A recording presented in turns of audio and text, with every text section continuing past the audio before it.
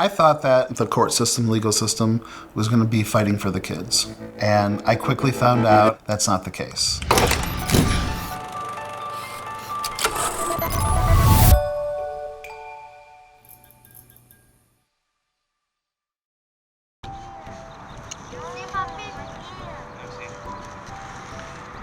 What do I love most about being a daddy? Do we have all day? Because I can go on and on and on. I knew I always wanted to be a dad, first of all. That was like a non-negotiable for me. And we grow up, I got married, and when two guys get married, it's kind of hard to have a kid. We had friends who fostered, and they had like the perfect foster story, and so we got our foster license.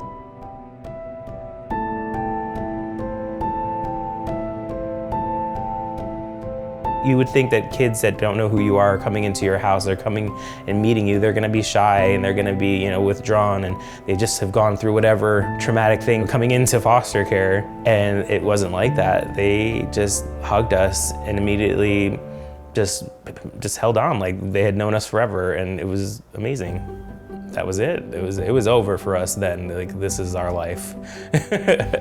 Jeremy and Arlen took in these kids. They made them part of their family. But these kids came to them with very difficult histories. They had bruises and burns on them. What should matter in terms of how kids are placed is that they are placed in a stable, loving home where they can move toward permanency. And we have laws in this country about that. In the 90s, a bipartisan group of lawmakers came together and passed the Adoption and Safe Families Act. And it said, if you have been in foster care for 15 of the last 22 months, the state should be moving to terminate parental rights. And we regularly flout this law. For years, children in foster care spend an average of more than 2 years in foster care, and in many cases they are spending 3, 4, 5 years. Yeah. So, put it together. I can't. This is Ready? See? You said you can't, but you just did. And get ready for... The mother wanted this child back, or she would say she did, but she was not willing to live with any of the conditions that the court set. I thought that everybody, the court system, legal system, was going to be fighting for the kids. And I quickly found out after the first time we were in court, that's not the case. Every appointment that they had, every visit that they had, it was completely based around the parent and whether they could make it, whether they had a ride, whether they were feeling up to it that day. They gave her chances to go and get drug tested, she wouldn't show. When it came to actual visits, she would go in blocks where she would see them, maybe 2 weeks in a row, and then we wouldn't see her for 2 months. And it just went on this way every time we went to court. It was just excuse after excuse, chance after chance, and there was never a point where someone said enough is enough, like you're not doing anything to actually get your kids back.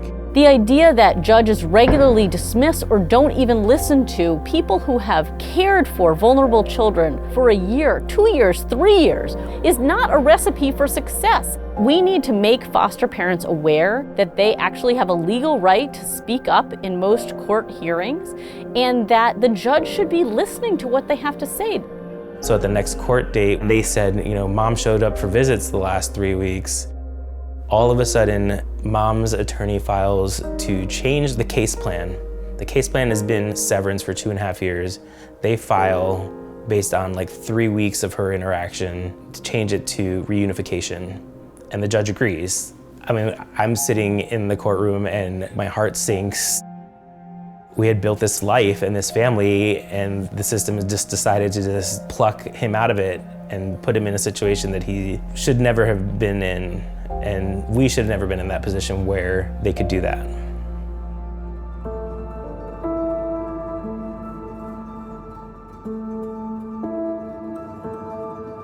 Eventually, during some visits, there were some questions about mom's parenting, and then there was one instance where finally someone outside the home called in a complaint. And that person found something. We don't know what it is. We still don't know what it is. They never said anything, but found something. They removed Antonio. So Antonio came home. There were so many tears, but the thing that really hurt the most was Antonio really didn't know who we were for a minute, and he was a little different.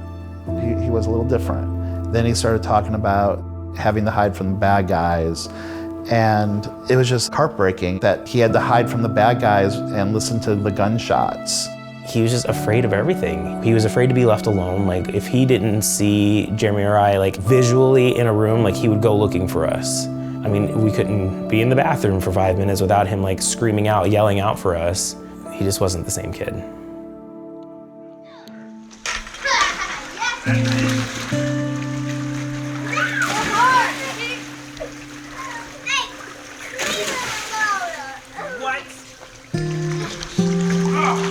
Their story did end happily, and they were able to bring him home. But I think it's also important to think about the trauma that this child experienced. To have the first years of your life be in this constant back and forth and never knowing where your real home is and where your real family is, and that you're going to be kept safe. I still love you. I still love you. I still love you. I still love you.